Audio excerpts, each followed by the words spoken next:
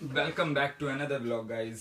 और आज का हमारा टॉपिक है टेस्टोस्टेरोन का, जो हमारा मेल हार्मोन है। और 30 साल की उम्र तक ये जो हार्मोन होता है, इसकी प्रोडक्शन नेचुरली बॉडी के अंदर हायर लेवल के ऊपर रहती है।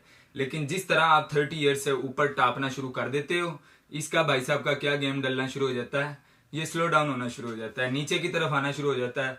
और अगर या तो हम इसका टेस्ट करवा लें, टेस्ट करवाने से भी हमें पता चल सकता है कि इसका लेवल हमारी बॉडी के अंदर क्या है। और अगर आप टेस्ट नहीं करवा सकते हो तो तब भी आप इसका पता कर सकते हो कि इसका लेवल, इसके सिम्टम्स क्या हैं। सिम्टम्स से आपको पता चलेगा कि इसका लेवल हायर है या लो है। तो मैं थोड़े से सिम्टम्स आपके साथ शेयर करता हूं ताकि आप देखें, अगर तो वो सिम्टम्स आपकी लाइफ में भी हैं, अगर तो वो चीजें आपकी लाइफ में हो रही हैं, इट मीन्स कि आपका टी बूस्टर 90% चांस है कि आपका, वरना कोई और रीजन भी हो सकती है, लेकिन 90% रीजन टी लो होने की वजह से ये सिम्टम्स बॉडी के अंदर आते हैं, जो मैं आपसे अब शेयर करने लगा हूं।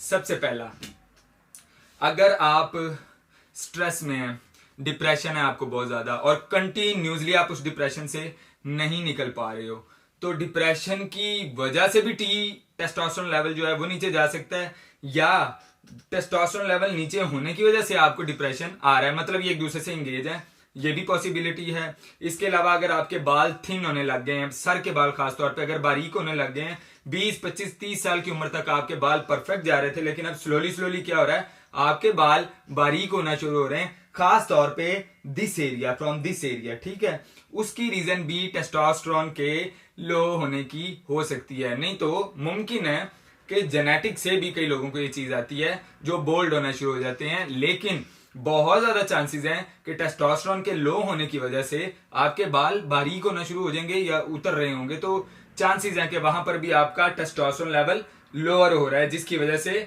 ये सिम्टम आपको फेस करना पड़ रहा है। उसके अलावा आपका mood swing everyday mood swing हो रहा है।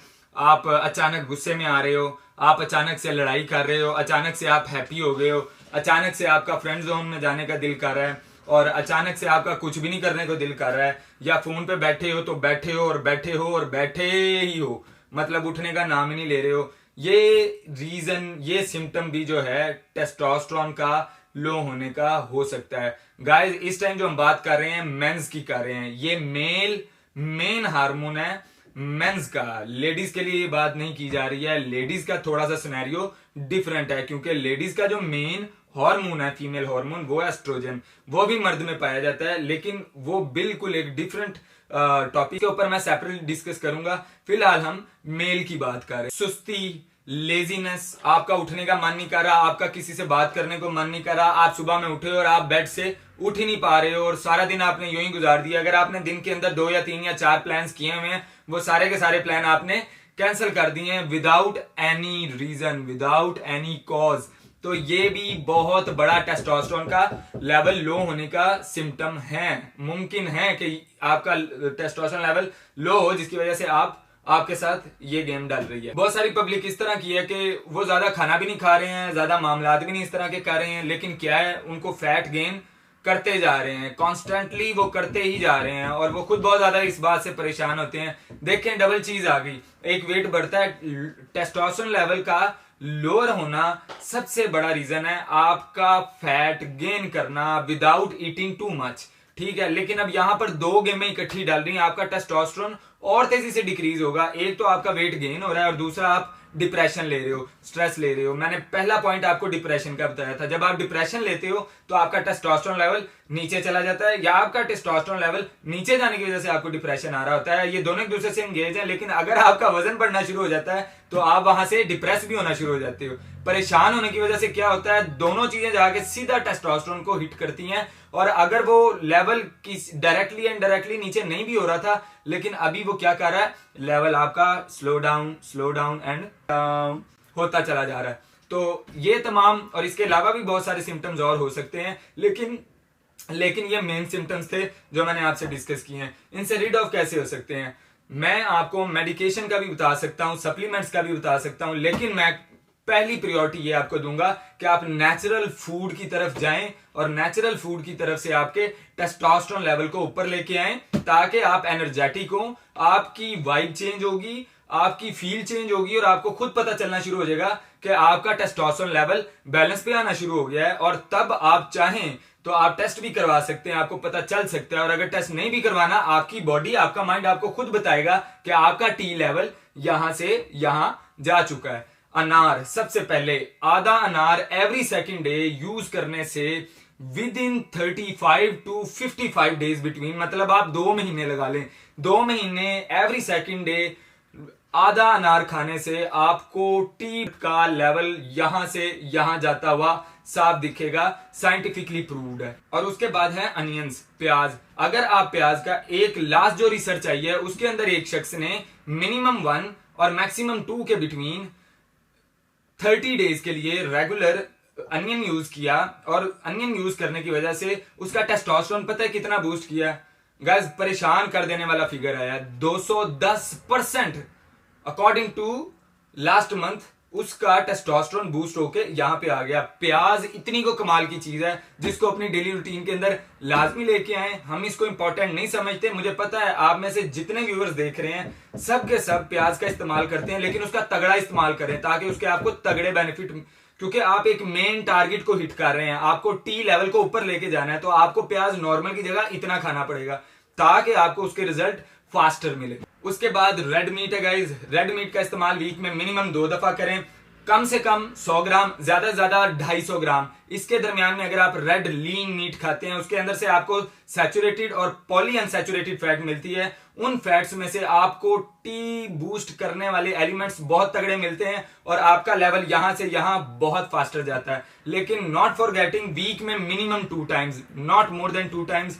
उसके बाद हम आ जाते हैं सैल्मन पे, ट्यूना पे, कॉड पे, और उसके बाद और भी फिशेज, सारी मछलियां लगा लें। लेकिन सबसे ज्यादा प्रायोरिटी जिस मछली को टेस्टोस्टेरोन को बूस्ट करने के लिए दी गई है वो है सैल्मन एंड ट्यूना। तो इन मछलियों का इस्तेमाल करने की कोशिश करें। ये भी वीक में आप 2 बार कर सकते हैं इस्तेमाल इसका, मिनिमम 100 ग्राम, मैक्सिमम 250 ग्राम। इसके दरमियान आप मछली को खाएं। मछली में से आपको फैटी एसिड्स मिलते हैं, ओमेगा 3 मिलती है और बहुत कुछ मिलता है। लेकिन इस टाइम हम सिर्फ और सिर्फ बात कर रहे हैं टेस्टोस्टेरोन बूस्ट करने के लिए विटामिन डी की, जो सबसे इंपॉर्टेंट है। और उसके अलावा वो तमाम चीजें जो विटामिन डी की प्रोडक्शन में या टेस्टोस्टेरोन हार्मोन्स की प्रोडक्शन के अंदर उसको किक बैक करने के लिए बैकअप पे, बैकएंड पे जो एलिमेंट्स यूज होते हैं वो फिश के अंदर पाए जाते हैं। तो इसका इस्तेमाल भी आप अपनी रेगुलर रूटीन के अंदर वीक में मिनिमम 2 मरतबा इसको लेकर आए। अगर आप जिम गोवर हैं तो अंडे की जर्दी कम से कम आप 2 लाजमी खाएं, ब्रेकफास्ट में या लंच में। रात के टाइम खाने की कोई जरूरत नहीं है, फायदा रात को भी होता है लेकिन नुकसान रात को होने के बहुत ज्यादा चांसेस होते हैं, क्योंकि हमारा स्टमक थोड़ा सा स्लो वर्क करना शुरू कर देता है जब हम सो रहे होते हैं,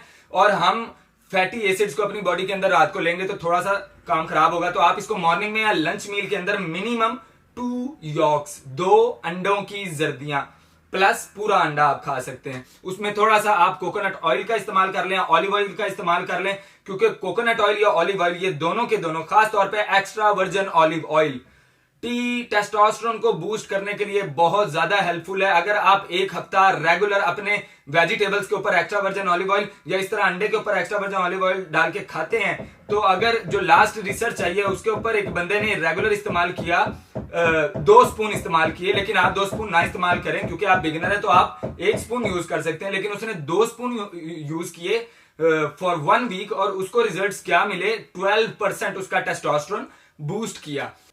जिंजर, अदरक जिसको बोलते हैं, अदरक का इस्तेमाल लेकर आए, उसमें से भी आपको विटामिन डी और वो तमाम एलिमेंट्स मिलते हैं जो टेस्टोस्टेरोन को बूस्ट करने के लिए बहुत ज्यादा बैकएंड पे आपको आपके हार्मोन्स को हेल्प करते हैं। तो इसका इस्तेमाल करें। अगर आपसे अदरक नहीं खाया जाता, उसकी पेस्ट बना लें, पेस्ट भी नहीं खाई जाती तो आप अदरक के कैप्लेट्स मिलते हैं मार्केट से, सप्लीमेंट, जो कि ऑर्गेनिक बिल्कुल नेचुरल होते हैं, कोई केमिकल किसी चीज का भी उसके अंदर इस्तेमाल नहीं होता। आप उसको लें और अपने डेली रूटीन के अंदर प्रेस्क्रिप्शन के अकॉर्डिंग उसको इस्तेमाल करें। अगर उसके ऊपर लिखा हुआ है कि आपको 2 कैप्लेट्स लेनी है तो यूज 2 कैप्लेट्स, अगर उसके ऊपर 1 लिखा हुआ है तो आप 1 कैप्लेट यूज करें और उसको भी अपनी डेली रूटीन के अंदर लेके आए। एंड नॉट फॉरगेटिंग गाइस, ये तमाम के तमाम फूड आपको फायदा कब देंगे, मिनिमम 60 डेज के बाद, मिनिमम 60 दिन आपने इसको रेगुलर यूज करना है। ऐसा नहीं है कि आपने जी 10 दिन 12 दिन 15 दिन यूज कर लिया और उसके बाद आप कहें जी मैंने तो रिजल्ट ही नहीं मिल रहे, मैं तो ऊंझा भरा जी कोई फर्क ही नहीं पिया। नहीं, ये 8 10 12 दिनों की गेम नहीं है। आपके बॉडी से एक पूरी जिंदगी की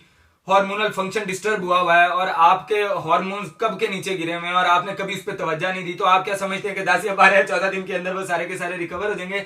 नो वे, इस तरह का कोई रास्ता नहीं है। शॉर्टकट बिल्कुल भी मैं आपको नहीं बता रहा हूं, मैं आपको नेचुरल वे बता रहा हूं जिसके ऊपर आप चलोगे, आपको बेनिफिट डे बाय डे मिलना शुरू हो जाएंगे। लेकिन आफ्टर 60 डेज आपको जेन्युइनली आपकी बॉडी के अंदर रिजल्ट मिलेगा कि तब आपको खुद फील आएगी कि अब तो मुझे हार्मोन्स टेस्ट करवाने की भी नहीं जरूरत, आपको खुद पता चल रहा होगा कि ये ऑलरेडी हाई हो चुके हैं, क्योंकि आपकी बॉडी फील, आपके अंदर जो एक एनर्जी लेवल है वो आपको कहां पर मिलेगा। एनर्जी लेवल वो आपको वहां पे मिलेगा जो आपको 18, 20, 22 साल की उम्र में मिलता है, जब हमने कभी गौर ही नहीं किया होता। लेकिन हमारे उस टाइम हार्मोन्स हायर ग्रेड के ऊपर होते हैं और हमारा एनर्जी लेवल ये होता है कि हम सुबह उठते थे फजर के टाइम, 5 बजे उठना है, क्रिकेट खेलना है, क्रिकेट खेलने के बाद 3 मैच 4 मैच खेलने हैं, 4 मैच खेलने के बाद फिर घर आना है, सिर्फ खाना खाना है, उसके बाद छत पे चढ़ जाना है, पतंग उड़ानी है, पतंगे उड़ाते हुए नीचे दोस्तों का फिर आवाजें आने लग जानी है, अली थले आ थले आ थले आ, ऐसी फिर थले जाना है, फिर गली के अंदर क्रिकेट खेलना शुरू कर देनी है। शाम होनी है तो छुपन छुपाई स्टार्ट कर देनी है, या पार्क में चले जाना और वहां पे भागम भाग एक दूसरे को पकड़न पकड़ाई खेलने लग जाना। आप सोचें तो सही, उस टाइम हमारा सिर इतनी एनर्जी कहां से आती है? तब तो हमारी बॉडी भी छोटी है, हमारा स्ट्रक्चर भी छोटा था, तो तब हमारे अंदर इतनी एनर्जी कहां से होती थी? सिर्फ और सिर्फ सारी गेम थी हार्मोन्स की। उस टाइम हमारे हार्मोन्स नेचुरली हायर ग्रेड के ऊपर थे, इसलिए हमारा एनर्जी लेवल वहां पे था। गाइज, टाइम बाय टाइम हम स्लो डाउन होते जाते हैं, जिसको हम मेच्योरिटी का नाम देते हैं। मेच्योरिटी एक और चीज है, एनर्जी लेवल का डाउन होना एक और चीज है। तो मैं इस टाइम बात कर रहा हूं आपकी एनर्जी लेवल। आप चाहे 60 साल के भी हैं, अगर आपकी एनर्जी डाउन है, इट मींस आपके हार्मोन्स लेवल डाउन है, तो उसकी तरफ आपने तवज्जो देनी। गाइस, बहुत सारे फूड हैं और बहुत सारी चीजें हैं जो आपको बताने वाली हैं, नेक्स्ट वीडियो के अंदर कवर करूंगा, ताकि ये वीडियो बहुत बड़ी ना हो जाए। ये जितने फूड मैंने आपको बताए हैं, इन फूड का इस्तेमाल अपनी डेली रूटीन के अंदर लेकर आए और इनके बेनिफिट्स का आप भी बेनिफिट लें। अगर आपको लगता है वीडियो हेल्पफुल है और आपके गिरदो नवा में आपके फ्रेंड्स, कजन, फैमिली मेंबर्स, कोई भी इस तरह का बंदा है जिसको इस तरह के सिम्टम्स आ रहे हैं, आपको फील होता है, तो ये वीडियो उनके साथ लाजमी शेयर करें, क्योंकि हमारा काम है इंफॉर्मेशन देना, डिलीवर करना। और जो आप व्यूवर्स हैं, आपका भी काम ये है कि आप भी अपने सराउंडिंग में हेल्थी इंफॉर्मेशन को डिलीवर करें, ताकि आपसे भी किसी ना किसी को फायदा मिले। तो अपना बहुत ख्याल रखें। अल्लाह हाफिज़। I know you told your friend you're not okay, and tell me what's wrong and why you never said you felt that way. Guess you're trying to stay strong and fake a smile until I look away.